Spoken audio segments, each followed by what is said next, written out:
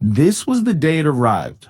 It came without escort, without signal, without reason. A single silent object drifting toward orbit. No weapon ports visible. No organic heat. Just the glint of its obsidian shell spinning slow against the glare of a swollen sun. No commands were issued. No alarm sounded. The object entered their sky in silence, and the silence held. Even as the sensor arrays blinked and the orbital platforms adjusted their orientation. Even as it stopped just beyond the last defenses, descending like a stone dropped towards still water, but suspended before impact. In the command centers beneath the surface, nothing moved at first. Silence was preserved longer than procedure recommended. Some stared at screens as though unsure if they were malfunctioning. Others listened for the voice of leadership, but none came immediately. In the absence of orders, there was observation. In the absence of protocol, instinct. Even without words, the moment was understood. It was not simply an object. It was a question. The commander stood alone for a long moment, watching the still shape on the screen.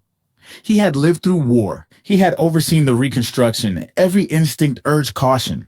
But what passed through his mind was something else. A chance, not only to deter, but to display.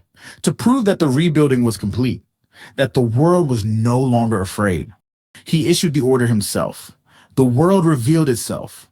One by one, vessels emerged from the dark. Cloaks fell. Shapes bloomed against the stars. Steel and circuitry forged across decades rose in full display. There was nothing casual about the movement. The ships aligned slowly, with precision meant to be watched. They were not only positioning for readiness, but for spectacle. The object did not move. It turned slightly, rotating in place as if to catch the light. A pulse of amber, then violet, flickered through seams in its surface. The world spoke. A voice stretched outward from the high command, announcing strength. It listed categories in tonnage and deterrent capabilities. The voice was measured, clear, proud. Then came the reply. One sentence only. You have gathered much. The object rotated once more, then it left. The air changed subtly after its departure. In corridors and chambers, people lingered near screens longer than they used to. Engineers adjusted old sensor clusters. Defense ministers commissioned silent diagnostics. Nothing was wrong, but nothing fell still. Time passed and the world returned to its rhythms. But something had shifted. They did not speak of fear. They spoke of caution, of vigilance, of the unknown and how best to be seen by it. The encounter became ritual. The day the sky was tested and did not break. A new holiday etched itself into calendars. Children constructed paper replicas of orbiting ships. Ceremonies played archive footage of the fleet revealing itself in that moment of proud defiance. What had not happened became the center of what they remembered. The commander aged. He retired in quiet honor. His legacy was tied to that day, the day he chose to unveil what they had built. The story was repeated often. His decision was remembered as an act of wisdom and strength. Only one advisor had warned him to the contrary. His son rose through the ranks, not by favoritism, but by aptitude. He had grown up under the shadow of his father's story, understood what it meant to inherit a world shaped by restraint turned into display. He had studied the encounter. He believed, just as his father had, that strength deterred aggression, that silence had meant respect. Memorials were built. Public squares bore the likeness of the visitor.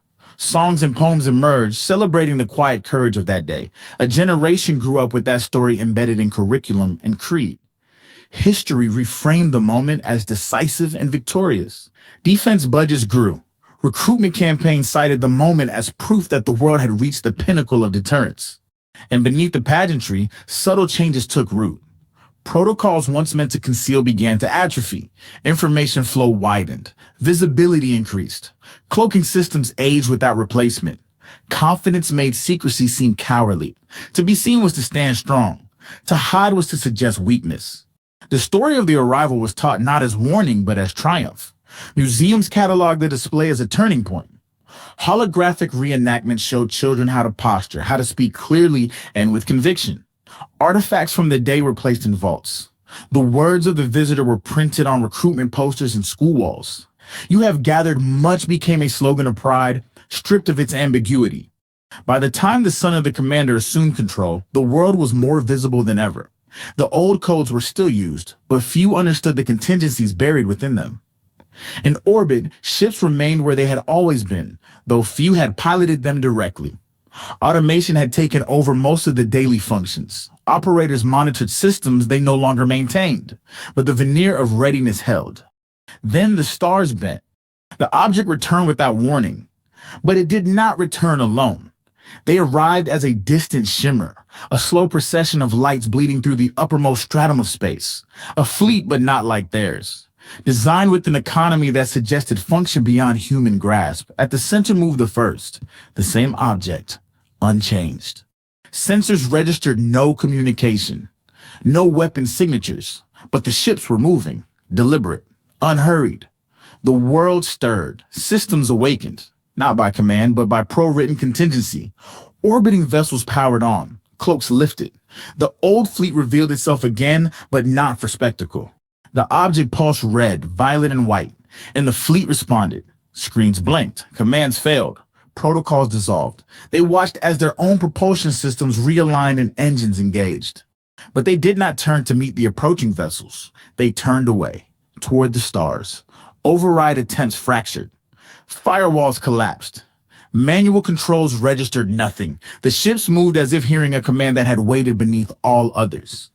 And they followed. No fire was exchanged. The world below was left untouched. Only its strength was taken. No one knew if it had been fate or consequence, or simply memory replayed by machines who had come to collect what had been freely shown. The sun stood in the command hall, watching the screens fade to black. There was no noise, only the soft hum of systems no longer connected to anything above. The world watched the procession vanish into the deep and understood too late what had been given away.